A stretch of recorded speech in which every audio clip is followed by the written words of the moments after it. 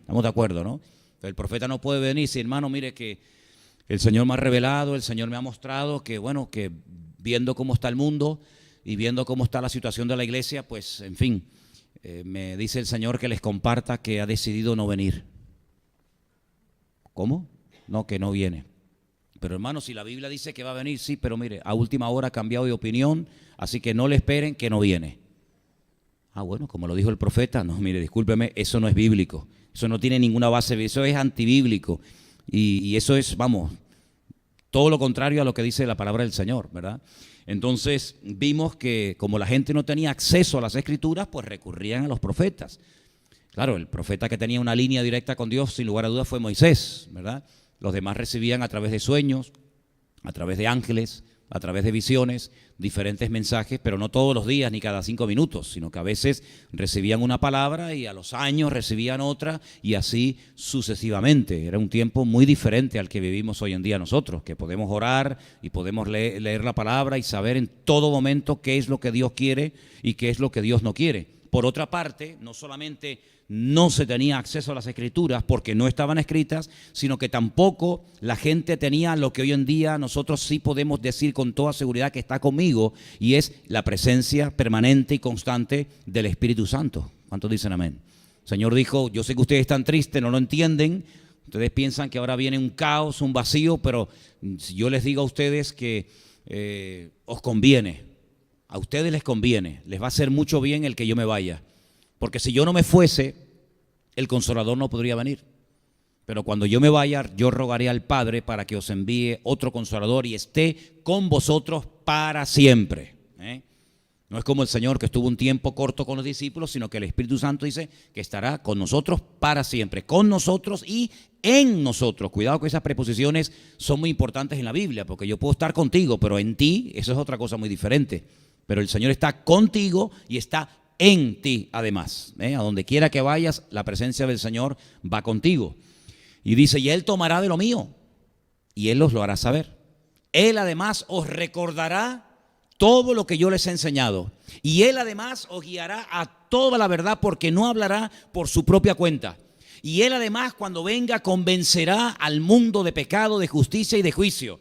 Y bueno, y tantas cosas y funciones diferentes, ¿verdad? Entonces, claro, en esos tiempos no se vivía con estos privilegios, hermanos, que tenemos nosotros hoy en día. Ustedes valoran lo que estamos diciendo, ¿no? Ustedes valoran el hecho de decir, oye, que el Señor está conmigo, el Espíritu Santo está conmigo, yo no soy un profeta, no soy un juez como en el Antiguo Testamento, o un rey, o un sumo sacerdote ungido para una función específica, sino que ahora dice sobre siervos y siervas, sobre esclavos y libres, dice, para vosotros es la promesa y para cuantos el Señor nuestro Dios llamare. Así que y ahora el abanico, las posibilidades son mucho más amplias, ¿verdad? Entonces, estuvimos hablando de las características de un verdadero profeta. Un verdadero profeta es una persona apegada totalmente, 100% a la palabra de Dios. No es una persona que va y le profetiza a la gente, al pastor, a la iglesia, lo que la gente en el fondo quiere oír, que es muchas veces lo que suele pasar. Y puse un ejemplo muy bonito. Yo les voy a dar la cita para que cuando lleguen a casa la lean, porque no la vamos a leer ahora porque es un poquito larga, pero quiero que apunten esta cita o la recuerden. Segunda de Crónicas, capítulo 18. Segunda de Crónicas, capítulo 18, a partir del versículo 1. Cuando usted llegue a casa, por favor, lea esta porción.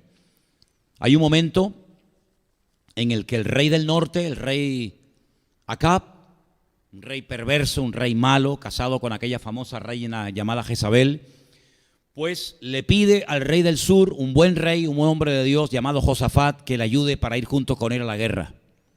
Josafat no tenía que haberse metido en aquella guerra, pero allí fue. La Biblia dice que Acab tenía 400 profetas que le profetizaban todos lo que él quería oír. Y les preguntaba, ¿voy a ir a la guerra y voy a obtener victoria? Y todos le decían, sí, rey, tú vas a ir a la guerra y los vas a destrozar. Vas a obtener una victoria increíble, el enemigo va a ser derrotado, humillado, vete a la guerra. Oye, 400 profetas profetizándoles lo mismo. Claro, cualquiera se atrevía a llevarle la contraria. Josafat le dice al rey, oye, una pregunta. ¿Tú no tienes en tu reino a otro profeta? Porque a mí me llama la atención que todos digan exactamente lo mismo. Todos te están profetizando cosas bonitas. Además aparece la palabra, la famosa palabra de moda. Dicen los profetas que vas a ser prosperado. Esa palabra aparece ahí. Y cuando yo la leía la gente se echaba a reír porque hablamos un poquito acerca de este tema, ¿no? El destrozo que ha hecho la falsa teología, por llamarlo de alguna manera, de la prosperidad en las iglesias, ¿no? Hasta el punto que la gente va para ser prosperado, no para servir al Señor y comprometerse, ¿verdad? Entonces le dice, sí, yo tengo otro profeta, pero nunca me profetiza cosas buenas. Dice, tráelo. Se llamaba Micaías, es poco conocido, ¿verdad? Yo le digo Isaías, Jeremías, Daniel, todo el mundo lo conoce, pero Micaías como que no es muy conocido. Dice que cuando lo mandan a llamar le dicen, mira, escucha una cosa antes de ir para allá. Todos los profetas que tiene el rey en su palacio, todos le están profetizando cosas buenas. No vayas a meter la pata. No le vayas a decir cosas malas. Y él dice, solamente hablaré lo que el Señor me diga que le hable. Entonces cuando llega Micaías, le dice, no vayas a la guerra porque no solamente la vas a perder, sino que vas a morir. ¿Ves? ¿No te dije yo? ¿No te dije yo? Que nunca me profetiza cosas buenas. Es verdad, cosas buenas no le profetizaba, pero una cosa sí le profetizaba, la verdad. Los otros le profetizaban cosas buenas, pero eran todas mentiras.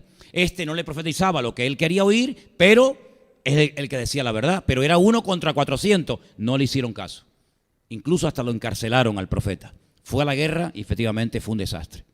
Efectivamente, se cumplió la palabra del profeta. Entonces yo dije en este estudio que el profeta dice lo que el Señor le pone en su corazón que diga. Aunque a la gente lo mate, aunque a la gente lo apedreen, aunque no sea popular, aunque no lo inviten, aunque lo critiquen, aunque lo cuestionen, da igual.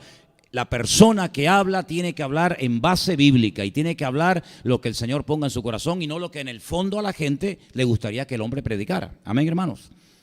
Entonces puse también ejemplos de profetas del Nuevo Testamento. Y uno dice, oye, pero había, sí, claro. Por ejemplo, dice que en Cesarea,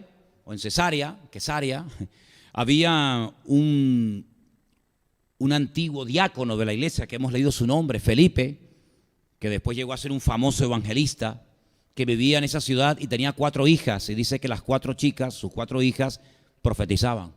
Pero fíjate, profetizaban, pero nunca le dijeron nada a Pablo. Hasta que llegó un profeta llamado Agabo, Hechos capítulo 21, del 8 al 11, dice que Agabo le dice, déjame tu cinturón. Dice, amárreme con este cinturón, con esta cuerda que lleva Pablo a la cintura. Dice, así dice el Señor. Así amarrarán al dueño de este cinturón en Jerusalén.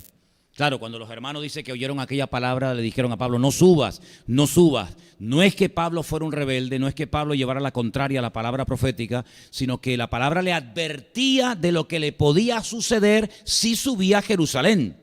Pero Pablo dijo, a mí no me importa lo que me hagan. Yo incluso estoy dispuesto a morir. Y claro, cuando yo leía eso, me vino a la cabeza otro hombre que nosotros conocemos perfectamente, que también dijo lo mismo.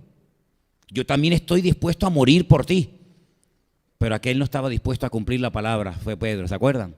Aunque estos no vayan, yo voy. Sin embargo, Pablo sabemos que no tenía ningún problema en ir y dar su vida por Cristo. Entonces sube y efectivamente se cumple.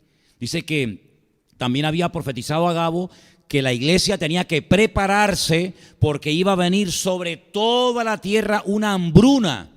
Y entonces dice que la iglesia comenzó a recoger ofrendas para mandarlas a las iglesias más pobres, a los hermanos de menos poder adquisitivo. Y dice, y esa palabra se cumplió en los días del emperador Claudio, que vino una hambruna sobre toda la faz de la tierra, ¿verdad? Entonces era un profeta.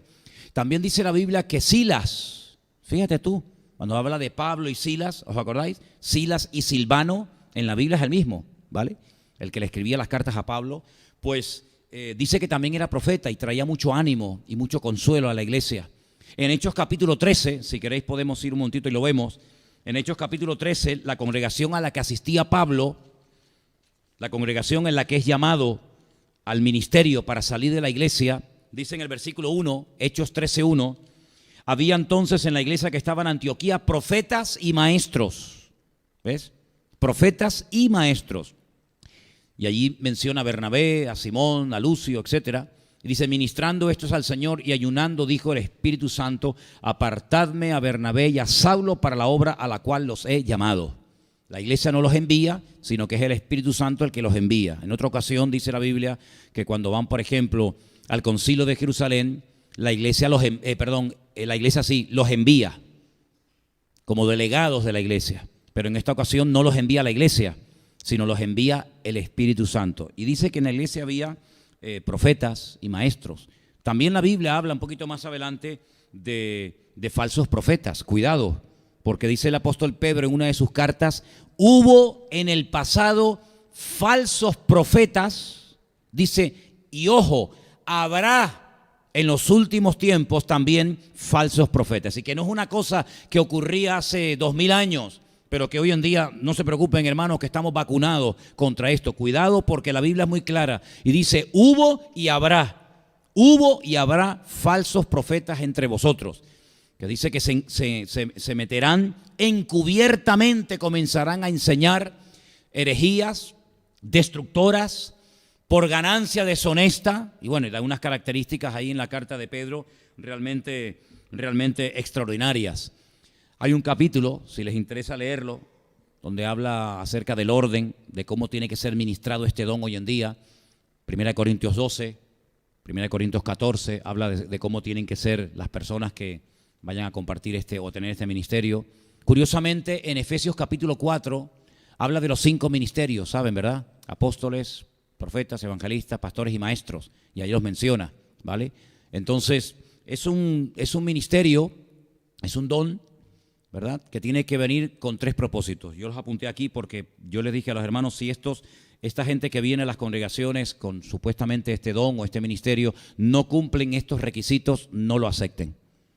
Y la iglesia realmente, y el pastor estaba realmente abierto, querían aprender, y esa actitud es muy bonita cuando uno comparte y ve a la gente con ganas de aprender y te hacen preguntas y con esa humildad, la verdad es que da gusto, ¿no? Por eso viene muy contento y muy bendecido de allí de Barcelona, porque vi esa actitud en todos los lugares donde fui. Dice que el profeta tiene que edificar, exhortar y consolar. Repito, edificar a la iglesia, exhortar a la iglesia, el creyente, y consolar al mismo tiempo a la congregación. Sí, ese profeta de juicio, de que todo está mal, de que ustedes no oran, de que no se comprometen, de que tienen que ser una manada de pecadores. Sí, pare el carro, hermano, pare el carro, hermanita, pare el carro. Condenación no, condenación no. Ya con el diablo tenemos suficiente.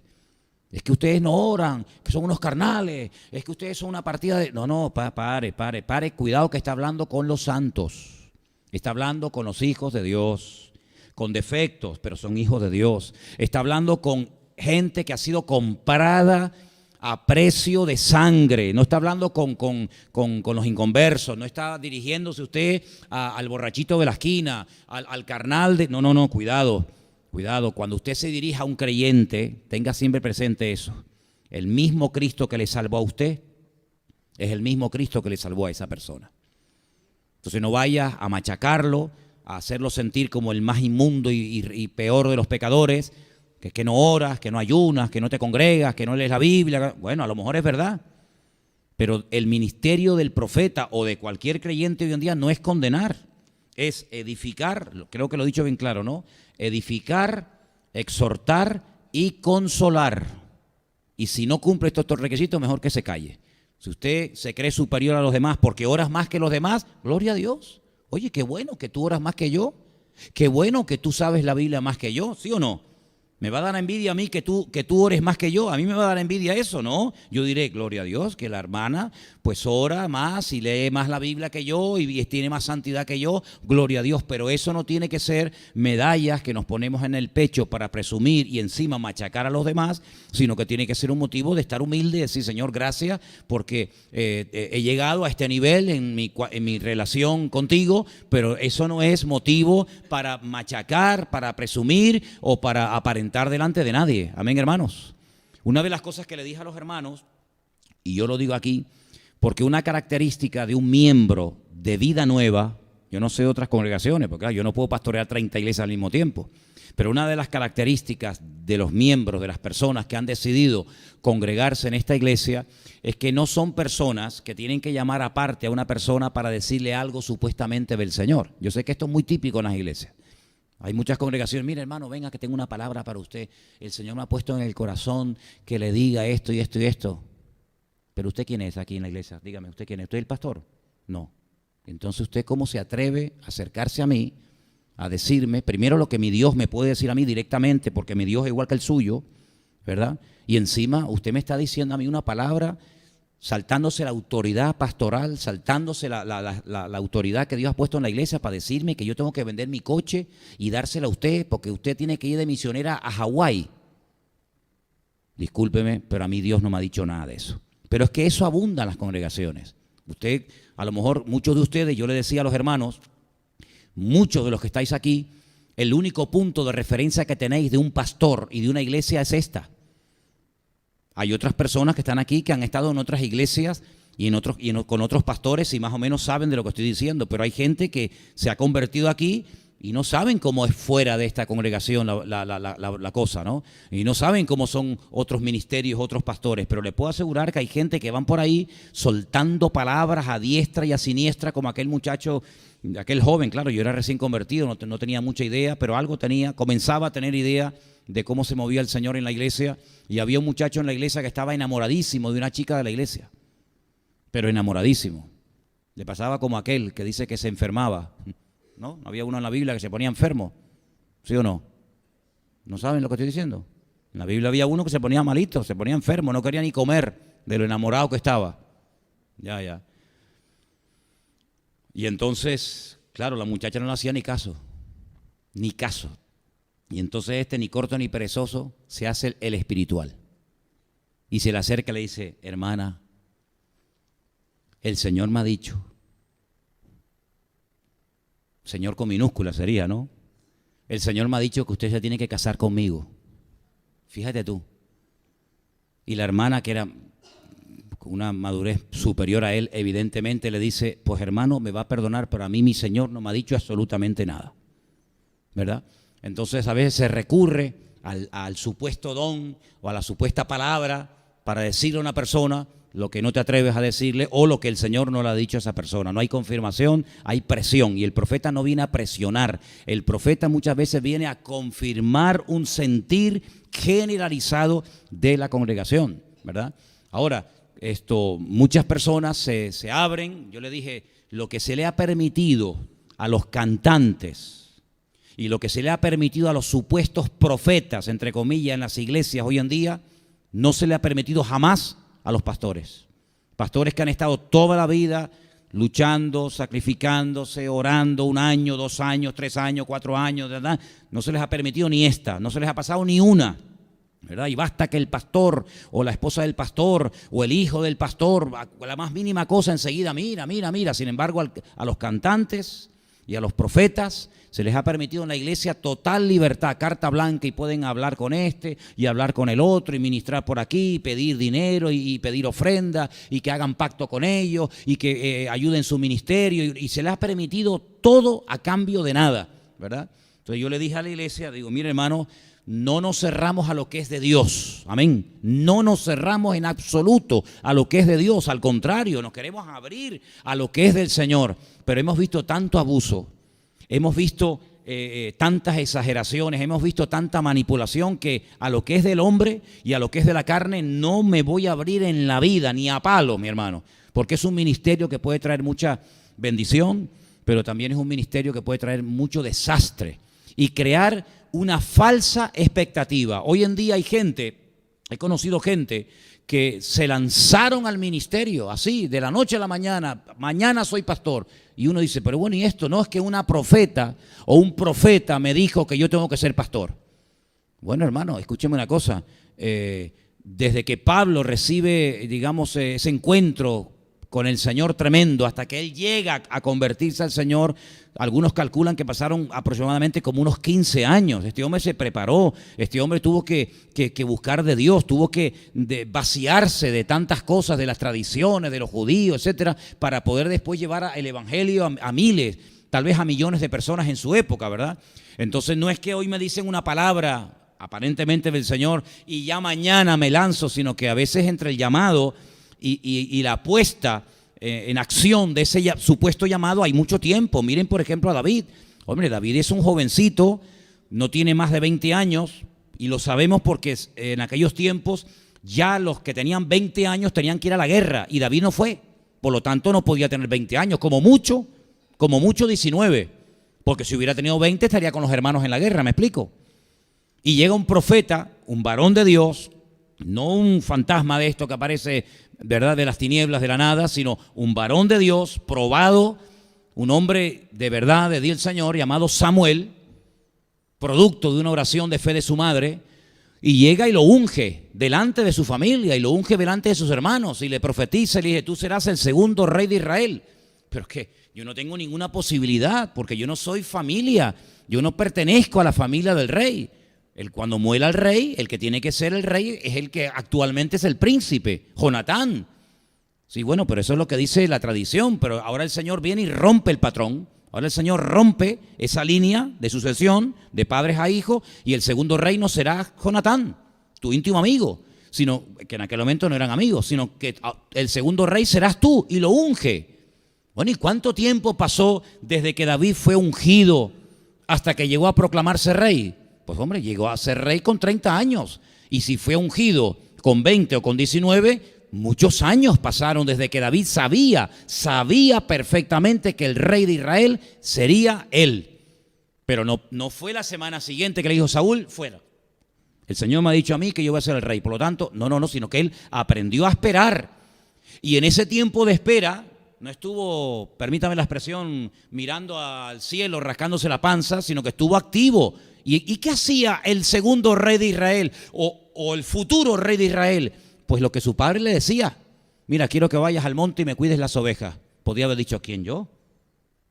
Cuidadito, papá. Cuidadito que estás hablando con el futuro rey de Israel. Sí, padre, lo que tú me digas. Mira, quiero que vayas a la guerra, al campo de batalla y le lleves alimento a tus hermanos. Sí, padre, lo que tú me digas. Fue una persona que se dejó tratar en esos 10 años largos. Y cuando él llega a ser rey, no llega como un rey soberbio, como por ejemplo Absalón, su hijo. Absalón quería ser rey, ya, quiero ser rey, a las buenas o a las malas. Y si tengo que matar a mi padre, lo hago porque yo quiero ser rey. Hermano, el afán de protagonismo, el querer subir a alturas sin pasar por el valle de sombra y de muerte, por el desierto, es muy peligroso. El Señor podía haber llevado así, arrebatado a su pueblo de Egipto, de la esclavitud, y meterlo así en la tierra prometida. Y cuando lo vieran los filisteos y los amorreos, ¡pum!, caer patas arriba como las cucarachas. Pero no lo hizo. Los llevó al desierto 40 largos años. ¿Pero para qué? Para prepararlos. Porque primeramente había que arrancar de ellos muchas cosas. Porque es mucho más fácil trabajar con una persona virgen, ¿verdad?, que trabajar con una persona que ha salido de una esclavitud y entonces 40 años sacándoles toda la basura para después preparar a un pueblo para poder entrar en la tierra prometida, ¿verdad? Vemos por ejemplo el caso de José.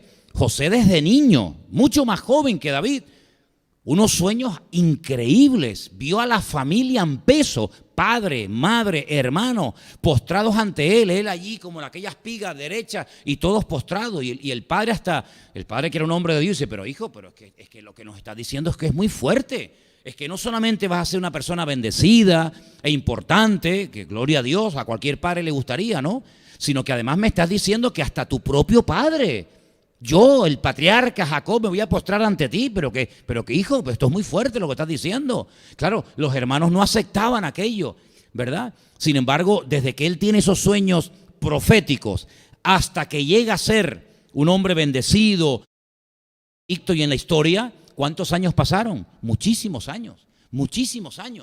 Pero el tiempo que pasó de espera fue un tiempo duro, un tiempo difícil, por cárceles, por la esclavitud, por el menosprecio, por el rechazo. Imagínate tú el ambiente de aquel muchacho joven en aquella cárcel de aquellos siglos, ¿verdad? Con aquellas penurias, con aquellas limitaciones, un muchacho bueno, espiritual, que amaba al Señor, un niño mimado, un niño que su padre lo tenía siempre, ¿verdad?, tan reconocido, y de repente pasa a ser un don nadie. Bueno, el Señor utilizó todos ese tiempo, esos años, para prepararlo y convertirlo en un hombre tremendo, de mucha utilidad, que después todo eso que aprendió le vino muy bien en la vida, ¿te das cuenta? Entonces, yo decía, en este estudio que he estado dando en estos días, de que, bueno, hay que aprender a esperar y a pulir el ministerio y a pulir el don. Y puse un ejemplo que en la ciudad de Jericó, no sé si ustedes recuerdan la historia, en la ciudad de Jericó, dice que cuando Elías es arrebatado y se queda con el manto, Eliseo, dice que se le acercan los profetas y le dicen, mira, Eliseo, vivimos aquí en Jericó, la tierra es buena, pero las aguas son horribles, no se pueden beber. Entonces dice que él sale, ¿verdad?, por los pozos y ora por ellos y dice, y hasta el día de hoy, y ese hasta el día de hoy es hasta ahora mismo, Jericó bebe de esas aguas. Si tú vas a Jericó hoy en día, tuvimos la oportunidad de visitar Jericó hace muy poquito tiempo, y tú ves que los pozos todavía están sacando agua potable de la cual la gente bebe y se riegan los campos, y Jericó está en medio del Valle del Jordán, un desierto terrible, 50 grados puede haber en cualquier momento de calor, sin embargo es un vergel, ¿verdad? Toda la ciudad de las palmeras, todo verde, todo bonito, y dice que allí pusieron una escuela de profetas. Una escuela, claro. Es que, hermanos, uno tiene que curtirse, uno tiene que pulirse. No significa que usted tenga un don, ¿verdad? Y ya automáticamente, ¡fum!, ya sabe fluir, ¿verdad? Hay que tratarlo. Me decía, en plan de broma, me decía un hermano de aquí, ahora que estuvimos en Barcelona, que un día una persona se levanta, dice, así dice el Señor. Claro, cuando la gente oyó, así dice el Señor, la gente dice, a ver lo que va a decir el Señor. Dice, así como Moisés metió todos los animales en el arca, así dice, perdón, hermanos, perdón, Moisés no, así como Noé metió a los animales en el arca, así el Señor quiere reunir a su pueblo. Mire, escúcheme una cosa, vamos a ver. Si usted empieza diciendo así dice el Señor nunca jamás en la vida va a decir que Moisés metió los animales en el arca. Entonces usted tiene que pulir, usted tiene que estudiar, usted tiene que prepararse para que no meta la pata y después la gente ponga en duda un supuesto don o ministerio por una mala utilización por su parte. ¿Se da cuenta? Entonces, de todo eso hablamos.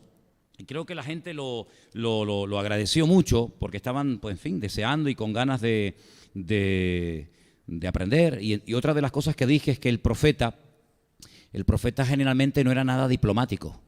El profeta era muy directo, el profeta era muy claro.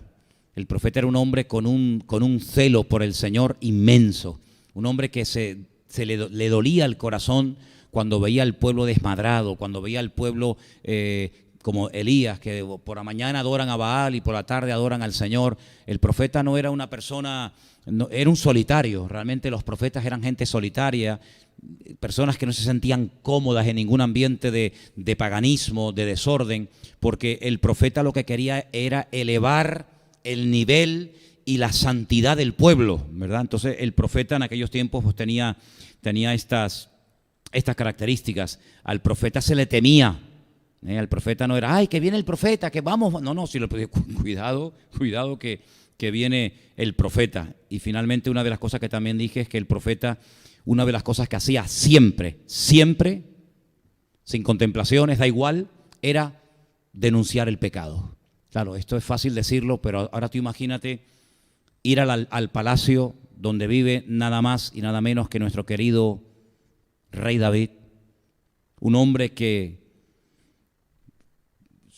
de Dios, pero un hombre que es un guerrero, un hombre que te corta la cabeza y se queda tan pancho, un hombre que cuando le llega la noticia, para que veas cómo era su carácter, cuando le llega la noticia y le dice, mira, hemos ido a la casa de Nabal, al que tanto hemos ayudado, le hemos cuidado en el desierto, le hemos protegido los rebaños, nos hemos jugado la vida por él y le hemos ido a pedir un poquito de comida y nos ha dicho que no nos conoce, que no nos va a dar ni un vaso de agua, que tú eres un bandolero, que olvídate. Muchacho, cuando David oye aquello, dice que se monta y va con todos sus soldados a descuartizar, a destruir la casa, y si no le sale a Abigail en el camino y se postra y le calma la ira, te puedo asegurar de que David iba por todas, ¿eh? David, vamos, hasta aquí hemos llegado, ¿no?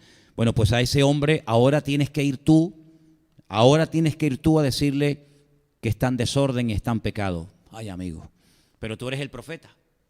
Tú no puedes ir con milongas, tú no puedes ir con pañito, tú tienes que ir allí y decirle, David, con todo mi respeto, ese hombre eres tú. Y fue Natán, ¿verdad? El famoso profeta Natán, que no es un profeta muy conocido, pero de valiente lo tenía todo. Un hombre que llega, prepara una historia, una anécdota, a ver cómo lo da. Y cuando David se sube, le dice, pero ¿cómo es posible? Ese hombre eres tú. Se jugó la vida. Fíjate Juan el Bautista. Juan el Bautista le costó la cabeza el último sermón. Espero, no sé, si ustedes algún día se enfadan conmigo y me quieren cortar la cabeza en el último sermón, por lo menos, bueno, fue por predicar la palabra. Podía haberse callado. Es para decirle, pero vamos a ver, ¿a ti qué te importa si el rey de Israel está viviendo en adulterio? Cállate, no digas nada, tú vete a lo tuyo. Él no podía, es que un profeta no puede permanecer en silencio ante el pecado. Da igual si lo hace un discípulo, da igual si lo hace un rey, da igual si lo hace otro colega, da igual. La mujer que tienes no te es lícito tenerla, se la has robado a tu hermano. Claro, tú haces lo que te da la gana porque eres el rey, eres terrible, Herodes era terrible. Robas hasta las mujeres a tus propios hermanos. Y claro, aquello le costó la cabeza y todos sabemos que no le gustaba la palabra a la familia. Entonces el profeta generalmente moría apedreado, o moría crucificado o moría rechazado. Miren por ejemplo a Jeremías, y termino con esta lista de ejemplos, ¿no? Cuando Jerusalén es destruida y se comprueba que la palabra que él estuvo 40 años predicando era verdad, los que quedaron, ya la ciudad está destruida, un desastre, no hay templo, no hay murallas, miles de muertos, miles de personas han sido llevadas cautivas a Babilonia que nunca más van a volver. Esto va a durar 70 años, que no es una broma, ¿eh? Muchos de los que van ya no van a volver nunca más. Muchos van a nacer en el exilio, no saben nada de templo ni de Jerusalén.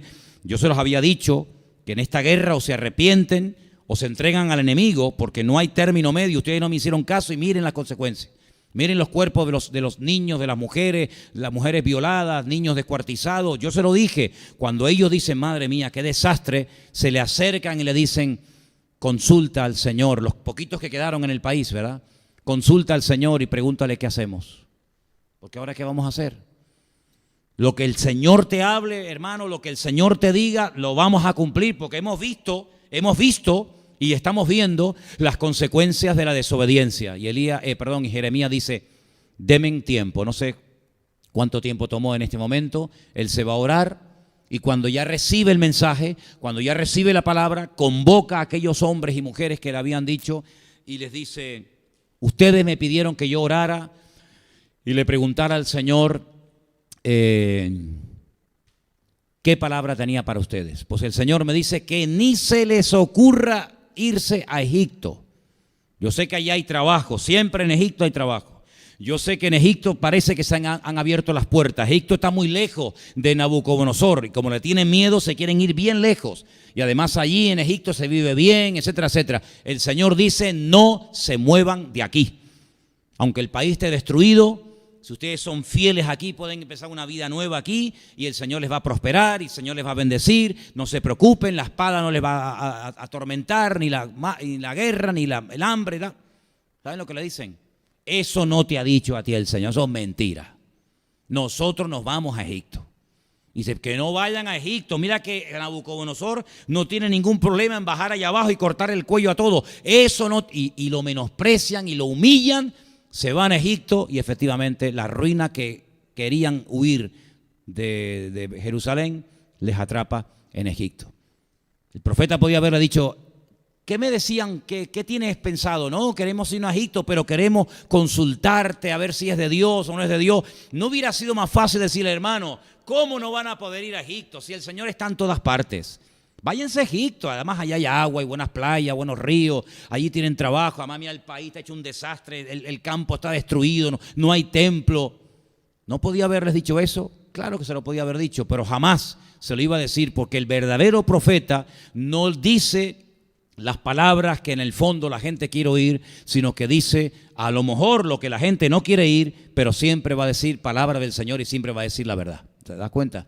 Entonces, hermanos, tengamos cuidado con esto porque, bueno, nosotros gracias a Dios como iglesia nunca hemos tenido estos problemas, pero hay muchas congregaciones que por haberse abierto a todo esto, sin mucha experiencia, sin consultar, dejando a un lado la palabra, llevándose por emociones, por sentimientos, por experiencias, etcétera, etcétera, se han desviado de la palabra y todo creyente, toda congregación que se termina separando de la palabra, tarde o temprano el precio es el mismo: desastre, división, ruina y se rompen todas las falsas expectativas que se habían levantado, ¿verdad? Así que bueno, el sábado y el domingo estuve compartiendo con los hermanos todo esto. Creo que ellos lo agradecieron bastante porque al fin y al cabo era un tema que querían saber, querían preguntar de alguien ajeno a la iglesia, ¿verdad? Yo les dije, hermano, yo no vengo aquí, yo no sé cuál es la postura de ustedes, pero yo vengo aquí a decir lo que la palabra de Dios dice y les di un estudio con un montón de versículos, un montón de capítulos, un montón de textos y de ejemplos para que todo estuviera basado en la palabra. Y al final les dije lo de siempre, hermano, la Biblia dice en Tesalonicenses, examinarlo todo y retener lo bueno. Y dice que los creyentes de Berea eran más nobles que los de Tesalónica, porque los de Tesalónica no filtraban, sino se tragaban todo. Sin embargo, los creyentes de Berea dice que miraban a la luz de las Escrituras, comparaban con la Escritura en la mano para ver si lo que Pablo les enseñaba era palabra de Dios o era palabra del hombre. Entonces, eso es lo que tenemos que hacer nosotros. Un cristiano maduro es el creyente que dice, bueno, ya hemos oído la palabra, hemos oído el estudio, hemos escuchado la exhortación, vamos verdaderamente a comprobar. Y lo bueno de hoy en día es que usted no tiene que esperar a ir a un sitio para decir, bueno, es que no tengo la Biblia, no tengo las Escrituras, tenemos que ir a la sinagoga la próxima semana o tenemos que ir a la casa del rabino tal que tiene más pergaminos que los que tenemos nosotros. No, gracias al Señor, hoy en día en el mismo culto, fíjese lo que le digo, en el mismo culto sin moverse, en el tiempo real, usted puede comprobar si lo que se está leyendo, si lo que se está diciendo es verdad, porque tenemos la palabra ahí en la mano, en el móvil, en el iPad o en lo que sea, y por lo tanto es un privilegio tremendo el poder tener acceso a las Escrituras y además la ayuda del Espíritu Santo que nos abre y dice, y Él nos mostrará la verdad y glorificará a Cristo en todo momento. Amén, hermanos. Volviendo al pasaje de Hechos capítulo 6, si podemos abrir un poquito la puerta. Por favor, gracias, porque como apagaron el aire, yo por lo menos tengo calor. En Hechos capítulo 6 encontramos por primera vez una situación en la que la iglesia tiene que recurrir a otras personas. Personas dentro de la iglesia me refiero. Y vamos a ver cómo en este capítulo no se menciona directamente a Pedro, pero sí indirectamente, porque dice que los apóstoles tomaron esta decisión. Y es que ocurre lo siguiente, yo pregunto, hemos visto una iglesia bendecida, una iglesia que un día son 3.000, otro día son 5.000 los que se convierten, una iglesia de milagros, de prodigios, de maravillas. Terminamos el último día que estuvimos analizando el libro de los Hechos, la figura de Pedro en el capítulo 5, los últimos versículos, los vemos salir gozosos de la presencia de los sacerdotes, han sido azotados, pero se reúnen con la iglesia, le dan gracias al Señor porque se han sentido privilegiados y dignos de haber podido sufrir por la causa de Cristo. Siguieron enseñando, siguieron predicando la palabra. Había un ambiente de gloria, un avivamiento, lo que diríamos hoy en día en Jerusalén. Jerusalén no era una ciudad tan grande como hoy en día, era una ciudad pequeña y claro que ya lleven casi más de 10.000 personas convertidas en una ciudad pequeña. Oye, eso se nota mucho, tú.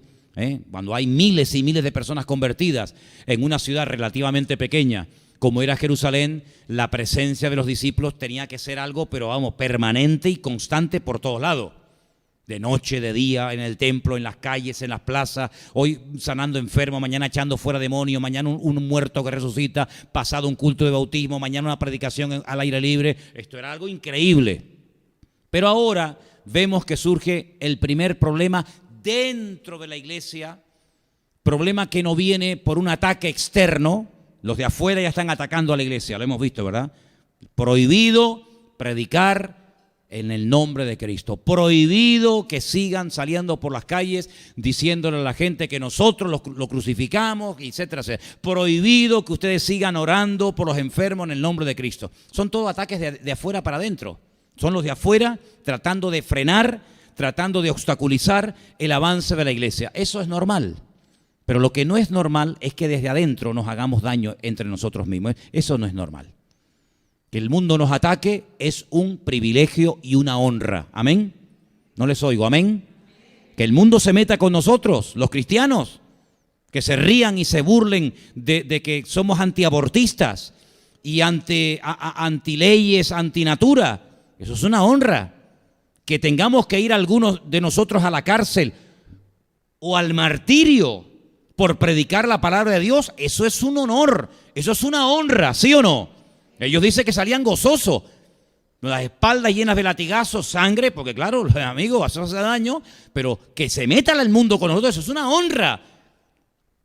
Pero que nos hagamos daño entre nosotros, eso es una deshonra, eso es una vergüenza. Y aquí empieza un problema dentro de la iglesia, y ahora escuchen esto.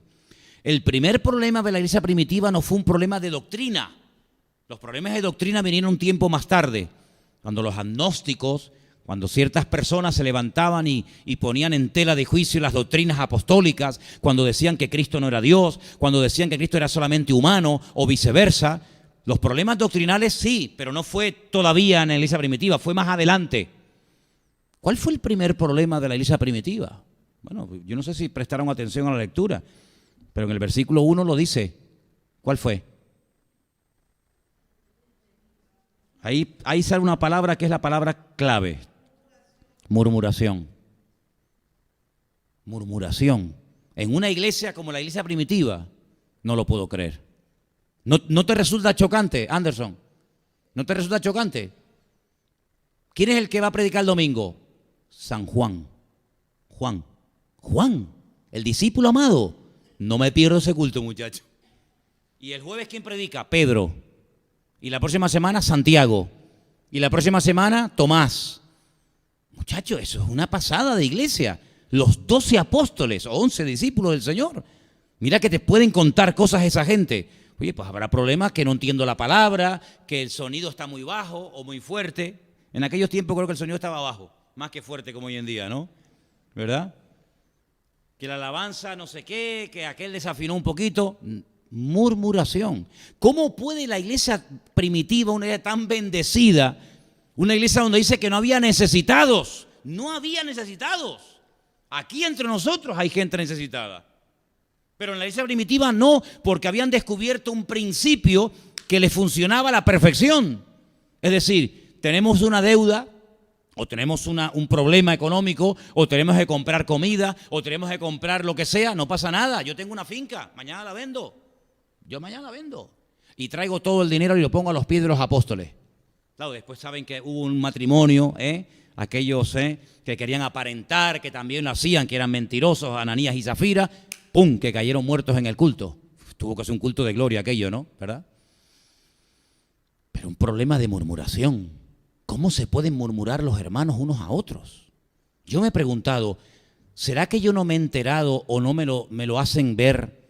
¿Habrá murmuración entre nosotros aquí, Centro Evangélico Vida Nueva? ¿Murmurarán ustedes de mí en algún momento? Elena, ¿tú crees que hablarán en algún momento algo mal de nosotros, de nuestras hijas? ¿Habrá algún hermano que murmura de otro? Yo en crudo digo, no puede ser. Pero vamos a ver, no seamos tan ingenuos, hermanos. No seamos tan ingenuos. Si en la iglesia primitiva, una iglesia de gloria, de avivamiento y de poder, surgía esto, ¿cómo no va a poder surgir entre nosotros en cualquier momento la más mínima murmuración? Tuviste el coche, tuviste la casa, te enteraste. ¿Cómo no va a surgir? Si somos tan humanos, tan carnales o más que aquellos hermanos nuestros de hace 2000 años. Ahora, todo problema debe de dársele solución, ¿sí o no?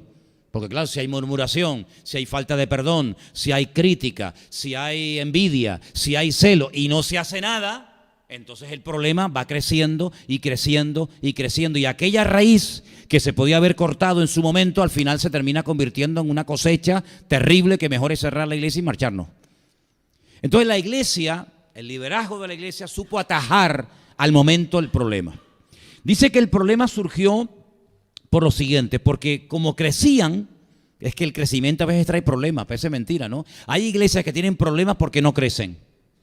Y esta iglesia tenía problemas porque crecía mucho. Yo les digo una cosa, ¿ustedes prefieren que tengamos problemas por falta de crecimiento o prefieren tener algún problemilla porque crecemos mucho? ¿Cuál prefieren? Hombre, vamos a ver, pero es normal, ¿no? Pues dice aquí que como crecía mucho la iglesia, hubo murmuración de los griegos contra los hebreos, porque dice que las viudas de los judíos que las viudas de los griegos eran desatendidas en la distribución diaria. ¿Se acuerdan ustedes cuando repartíamos comida en la iglesia? Los líos que se montaban después de los cultos. Y a mí no me diste más 2 latas de tomate, a ella le diste 3.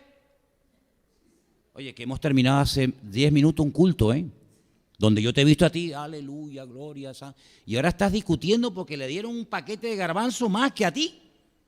¿Cómo puede ser esto? ¿Cómo se puede discutir en la iglesia por la comida? Pues hermano, esto es lo que dice la Biblia, que no discutían por la doctrina, no discutían porque a mí Pedro no me gusta cómo predica, a mí me gusta más Santiago, a mí me gusta más cuando toca fulanito que cuando toca... No, es que no eran por cuestiones espirituales, eran por cuestiones de la panza, de la barriga. Es que hermano, cuando usted sirve la comida, yo veo que usted le pone más a la judía, porque usted es judío, le pone 2 chuletas y a mí me pone media y con hueso y con grasa. Entonces, la murmuración. La murmuración es un cáncer, ¿sí o no? ¿Usted sabía eso? La murmuración es contagiosa. Diga conmigo, la murmuración es un cáncer. La murmuración es contagiosa y la murmuración es pecado. ¿Se acuerdan de las 3 palabras? La murmuración es un cáncer. La murmuración es contagiosa y la murmuración es pecado. Ahora dígaselo a la que está a su lado a ver si se acuerda de los 3 puntos. Mira qué fácil. Es un cáncer, es contagiosa y es pecado. Entonces, si usted no quiere pecar, no murmure. En boca cerrada no entra mosca. Murmuración por la comida. Por la comida. Yo digo, pero Señor, murmuración porque lo subieron a él a cantar y no a mí. Bueno, lo puedo entender. Murmuración porque le dijo que predicara él el jueves y yo quería el domingo, yo quería trompeta y le dieron la guitarra, o le dieron la flauta y el otro le dieron Pero por la comida, por algo tan vano, como dijo el Señor, lo que comemos va a la letrina. Por la comida. Pero ¿y ahora qué hacemos?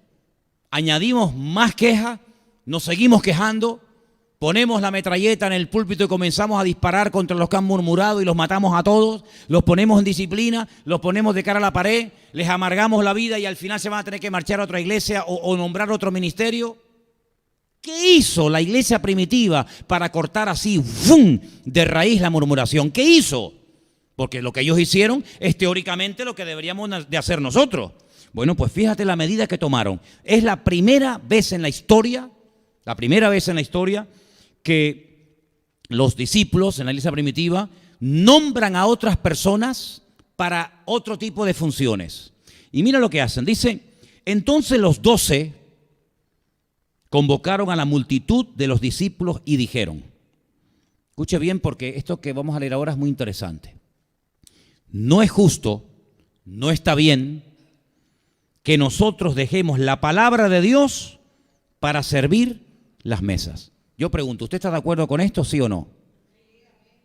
¿Este señor qué es? Pastor. ¿Este señor a qué se tiene que dedicar? A orar por toda la iglesia, ¿no? A prepararse para que nos traiga palabra a Dios mediante cuando le toque predicar, aconsejar al que le toque aconsejar, animar, exhortar, reprender, en fin, lo que sea.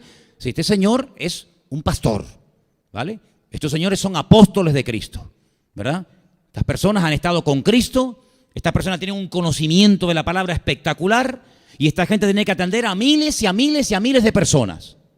Ahora, decirle a Pedro, a Juan, a Santiago, a Tomás, que no les va a causar ningún problema personal en el sentido de que ellos son pescadores, la mayoría de ellos, y están acostumbrados al trabajo duro. Esta gente tiene callos en las manos, ¿eh? Estos no son señoritos, estos son vagos. Estos son gente que sabe tirar de una red y estar toda una noche pesca que te pesca, o un día no pesco, mañana sí pesco. Esta gente son trabajadoras, no es porque sean vagos, no es porque no quieran dedicarse a esto, sino porque Dios no los ha llamado a esto. Y sería terrible ver a un señor como Pedro estar todo el día en una cocina preparando la comida para 20,000 personas y no has orado, no has leído la Biblia, no te has comprometido con el Señor. Hay gente sin atender. ¿Por qué? Porque está preparando el potaje para que cuando vengan las mujeres estén contentas. Entonces ellos mismos dicen, vamos a ver, esto no tiene ni pies ni cabeza, hermano. ¿Cómo vamos a dejar nosotros ahora de estudiar las Escrituras y prepararnos y estudiar y orar y tal para servir las mesas? Esto lo puede hacer cualquiera. Y entonces ellos dicen y hacen una propuesta.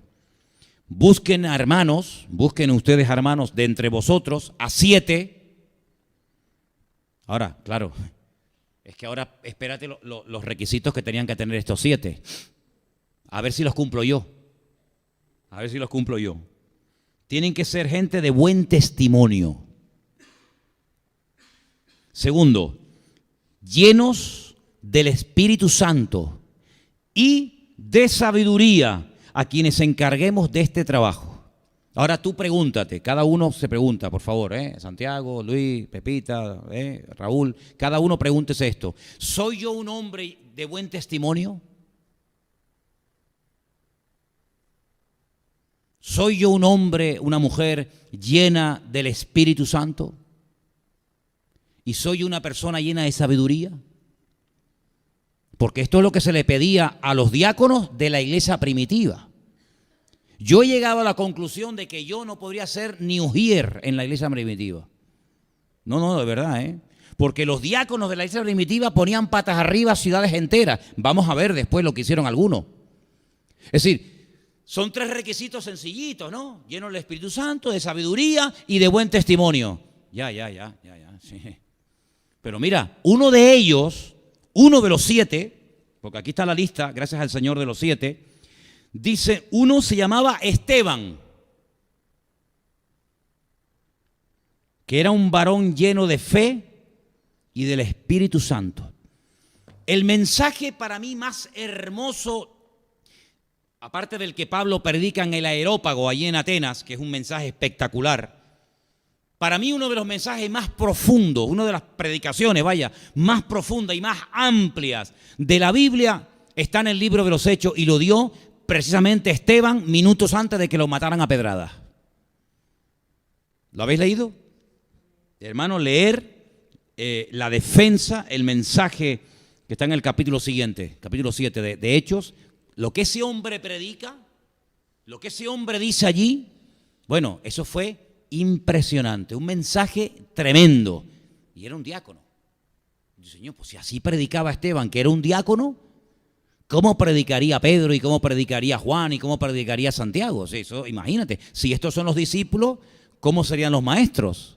Otro, Felipe. Sabemos que Cristo tenía un discípulo llamado Felipe, ¿no? Otro Felipe que dice que fue diácono. Felipe, dice la Biblia, que se fue un día cuando la iglesia primitiva entró en persecución y tuvieron que salir todos corriendo. Pues dice que Felipe se fue a vivir a la ciudad de Samaria y toda la ciudad de Samaria fue sacudida por la predicación de Felipe. Cojos, mudos, endemoniados, puso la ciudad patas arriba, hasta el punto que los que se quedaron en Jerusalén, algunos apóstoles dijeron, Juan, Pedro, vayan para allá a ver qué es lo que está pasando. Si la que estaría liando este hombre en Samaria, el mover del Señor tan espectacular, para que Pedro y Juan, hombres tan ocupados en la obra, se fueran a Samaria para echarle un ojo, para ver qué es lo que el Señor estaba haciendo allí. Otro diácono de la iglesia, el que se fue un día al desierto, porque un ángel le habló y le dijo, vete al desierto, y se va al desierto. Y se encuentra un etíope eunuco y le habla y viaja con él durante días y le dice, oye, veo que estás leyendo al profeta Isaías. ¿Tú estás entendiendo lo que estás leyendo? Le dice, no me entero de nada. Si alguien no me lo explica, no sé de quién habla, de este o de otro. Y se monta con él y dice que al final llega y le bautiza. Cuando termina de darle testimonio y lo bautiza, dice la Biblia que el Señor lo arrebata. Ni guagua, ni tren, ni nada, sino para allá. Como la cosa más normal del mundo. Después te lo encuentras casado, viviendo en Cesarea, con 4 hijas, claro que les transmitió el fuego y las 4 hijas profetizaban. Este era otro diácono de la iglesia primitiva. Pero tú fíjate qué tremendo, porque dice que en el versículo 8, quiero leer el 6-8 de Hechos, Esteban, lleno de gracia y de poder, hacía grandes prodigios y señales entre el pueblo. Oye, pero no era Juan, no era Pedro, no eran los discípulos los que hacían los milagros y oraba por la gente. No, pero es que este también. Este resulta de que dice que era un hombre lleno de fe, lleno del Espíritu Santo, es que todo lo que dice de Esteban es todo lleno. Mira, versículo 5, lleno de fe. ¿Lo veis o no? ¿Está ahí? ¿Dónde él pone? Agregó varón lleno de fe, ahí está, lleno de fe y del Espíritu Santo. Versículo 8, ¿lleno de qué? De gracia. ¿Y lleno de qué? De poder. Es que todo está lleno, es que este hombre está lleno hasta arriba. De fe, de gracia, de poder, de todo. Y dice, hacía grandes prodigios y señales entre el pueblo. Un diácono de la iglesia. Entonces fíjate tú, Esteban, pedazo de diácono increíble. Primer mártir de la iglesia, ¿no? Felipe, un diácono tremendo, que después se conoce como Felipe el Evangelista. Entonces, ¿cómo se solucionó el problema de murmuración a la iglesia? Con organización y delegando y compartiendo la responsabilidad de la iglesia entre 7 personas, pero claro, llenos de fe, llenos del Espíritu Santo, llenos de sabiduría y también de buen testimonio. En aquel momento, estos eran los 3 únicos requisitos que se le pedía a un diácono. ¿Qué es un diácono? Dicho sea de paso, ¿qué es un diácono? Diácono es uno que ayuda, es un servidor. En este caso, a la hora de la comida, había que servir las mesas, había que repartir la comida, había que recoger la mesa. Eran ayudantes, eran colaboradores. Para ser ayudante en la iglesia primitiva, ¿había que estar lleno del Espíritu Santo? Claro, porque si no, ¿de qué estás lleno? Para repartir las comidas en la iglesia primitiva, ¿había que tener mucha sabiduría? Hombre, es que le tienes que dar de comer cada día a 20.000 personas, a ver cómo te apañas. Y de buen testimonio, pues también, porque el tema era que había murmuración, porque dice que había injusticia. A unas le daban más y a otras le daban menos. Por lo tanto, tú tienes que tener un buen testimonio para que no te comiencen a cuestionar del primer momento. Entonces, con aquellos requisitos, escapaban. Pero tiempo más tarde, se fueron pidiendo más requisitos. Y quiero terminar esta noche leyendo los requisitos que después en una de las cartas que Pablo le escribe a Timoteo dice, no, pero espérate, ahora aparte de esos requisitos de la iglesia primitiva, los diáconos tienen que cumplir con estos requisitos. Y lo vamos a leer y el próximo jueves, Dios mediante, los tocaremos. Primera de Timoteo capítulo 3, versículo 8. Primera de Timoteo 3, del 8 en adelante. Y dice así lo siguiente, dice la palabra. Los diáconos, los que van a ayudar, los que van a colaborar en la iglesia, asimismo deben ser, ¿qué dice ahí? Honestos,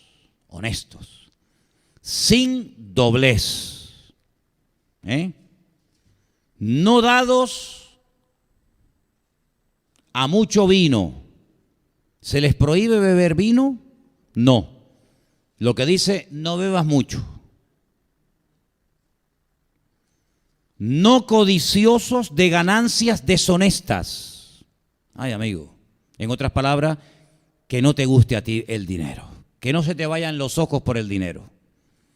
Que guarden bien el misterio de la fe con limpia conciencia. Versículo 10, algo muy interesante. Estos, los diáconos, también sean sometidos a prueba. A prueba. Claro, hay que probar a la gente primero.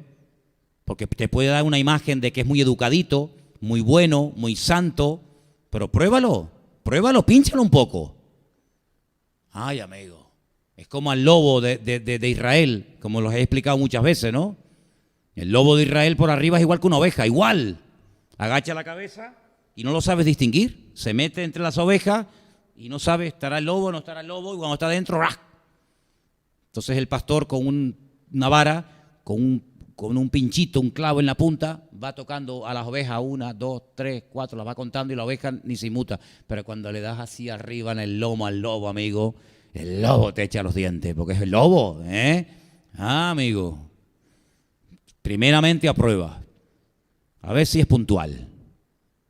A ver si sabe de la Biblia. A ver si verdaderamente es convertido. A ver si verdaderamente es igual en la casa que en la iglesia. A ver si verdaderamente es una persona que tiene el control sobre lo que gana, sobre el dinero, o el dinero lo controla a él o a ella. A ver si aparenta que es muy buena persona y luego por fuera es un demonio. Hay que probarlo, dice la Biblia. Someterlos a prueba y entonces ejerzan el diaconado si son irreprensibles.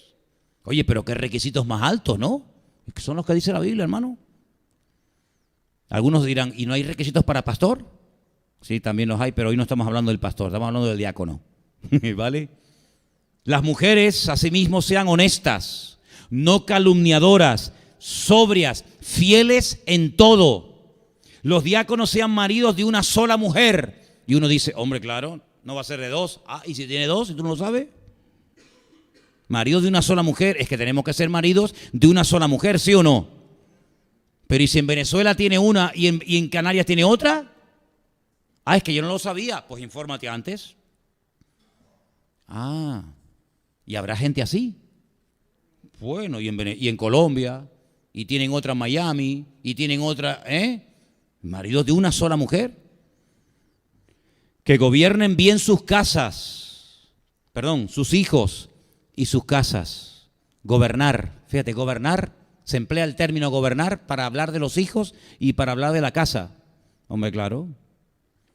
Porque los que ejercen bien el diaconado ganan para sí un grado honroso y mucha confianza en la fe, que es en Cristo Jesús. ¿Cuántos dicen amén? Entonces, lo vamos a dejar hoy aquí, pero fíjense, primer problema interno de la iglesia, la murmuración. Cuidado, que nos puede a nosotros pasar lo mismo si en un momento determinado creemos que se está haciendo algo diferente a mi opinión. Y ahí, si no somos maduros, podemos entrar en murmuración y crítica. ¿Se da cuenta? Podían haber dicho, ¿te estás dando cuenta que cuando llegamos a la hora de la comida le están dando mejor ración y más cantidad a las que son judías, como ellos, que a nosotras que somos griegas? ¿Te estás dando cuenta? Y una hermana podía haber dicho, sí, pero no le des importancia, hermana, no te preocupes por eso. Nos hace falta perder unos kilitos. Es que nos aman tanto los hermanos de la iglesia que nos dan menos, no porque nos menosprecien, sino porque dicen, a la hermana un par de kilitos menos le quedaría mejor la figura y el vestidito. Entonces no te preocupes. Ay, es verdad, no me había dado cuenta de eso, hermana. Gracias, qué bueno. Hermano, gracias porque me está poniendo poquita cantidad y le agradezco porque así mi marido me va a querer más y voy a... No, sino, ¿tú te das cuenta de lo que están haciendo? ¿Tú te crees que hay derecho a eso? Nos pegamos todo el día limpiando la iglesia, venimos a aspirar la alfombra, estamos todo el día metidos aquí adentro y ahora resulta que llegamos a la hora de la comida y pasamos más hambre que el perro un ciego. ¿Por qué? Porque doña tal, doña fulana y doña mengana le ponen más a ella y a nosotros nos ponen menos. Pues eso no puede ser, claro que no. Llámale por teléfono y coméntaselo a la hermana. WhatsApp que te pego. Hermana, tú te has enterado. Es verdad, esto es una injusticia, esto no puede ser. ¿Pero qué tipo de iglesia es esa? ¿Pero qué pastor es ese? Pero eso es un hombre de Dios, eso es un sinvergüenza. Porque yo...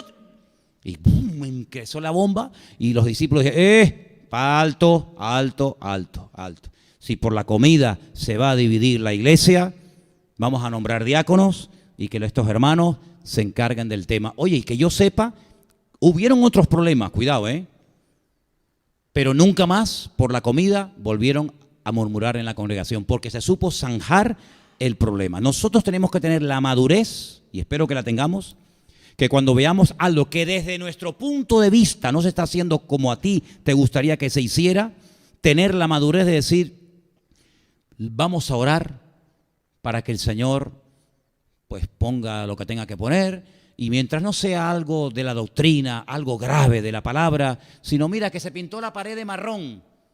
Pues yo lo hubiera pintado de amarillo, tú, porque el marrón está tan pasado de moda, pero no importa, gloria a Dios. Mira, además, mira, las columnas de marrón parece como si estuviéramos en el tabernáculo en el desierto. Qué bonito, tú. Ya está, se quita el problema. Entonces, hermanos, aprendamos de los errores de otros para no cometerlos nosotros en el día de hoy. Amén, hermanos. Vamos a cerrar nuestros ojos y orar y darle gracias al Señor por este tiempo que hemos podido pasar aquí. Padre Celestial, gracias por tu bendita palabra. Siempre nos anima, siempre nos motiva, siempre nos ministra y nos habla, Señor. A ti la gloria. Gracias por este regalo hermoso de las Sagradas Escrituras, completas en nuestras manos, a través de las cuales recibimos aliento, ánimo, exhortación, edificación, y todo es útil para nuestro crecimiento espiritual. Señor, guarda nuestra vida, nuestros ojos, nuestros pensamientos, nuestras bocas, que siempre, Señor, estemos atentos a lo que tú quieras hacer, que estemos atentos a tu instrucción, a tu palabra, porque ella es nuestra lámpara que nos ilumina el camino. Y gracias por esta lección que nos dio la iglesia primitiva de cómo delegaban, de cómo frenaban problemas de murmuración para que la iglesia no se viera afectada ni perjudicada por esta cuestión, sino que el reino siguiera adelante y la palabra predicándose a diestra y a siniestra. Señor, recibe nuestra alabanza, la adoración de tu iglesia en esta tarde. Te reconocemos como nuestra autoridad, nuestra cobertura, y una vez más te decimos gracias porque tú eres bueno y tu misericordia nunca nos ha abandonado. Gracias, Señor, también por esta ofrenda que podemos levantar en el día de hoy. Bendícela tú, y que a través del esfuerzo de cada uno de nosotros la obra siga adelante caminando, Señor. En el nombre bendito de Jesús. Amén y amén. Nos ponemos de pie, queridos hermanos.